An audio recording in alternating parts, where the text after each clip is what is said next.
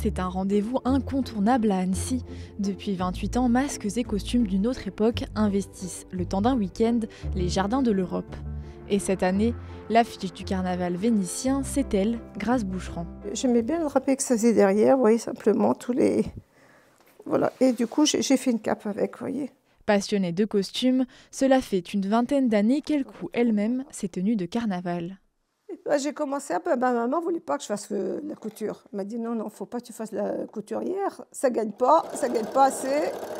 Et tu vas faire du secrétariat. C'est elle qui a choisi pour moi en fait. Hein. Maintenant, si j'avais le choix, j'aurais été styliste, hein, j'aurais été costumière. C'est mon rêve, dans une autre vie peut-être. Et avec le temps, sa maison s'est transformée en véritable mercerie. Là j'ai des galons, vous voyez, j'ai un peu toutes sortes de galons, des rubans. Voilà, là j'ai toutes mes bobines de fil.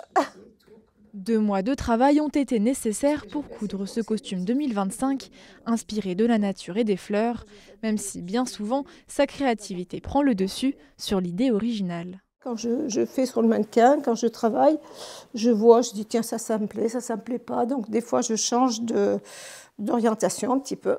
Parfois, après plusieurs parades, quelques retouches sont déjà de mise. Là, vous voyez, la cape, je l'aime beaucoup, mais finalement je vais faire une autre version parce que je trouve que ça me cache la silhouette et ça fait un bloc un peu. Couturière amatrice, elle débute en confectionnant les tenues de carnaval de ses enfants et de toute leur classe lors d'une fête de fin d'année. Plus tard, elle intègre un théâtre où elle réalise bénévolement les tenues de scène de plusieurs pièces pendant 5 ans. C'est là qu'elle découvre l'existence du carnaval de Venise. L'amie qu'elle a au carnaval de Venise, je dis oh, je vais venir avec toi. Ça s'est fait du jour au lendemain pratiquement.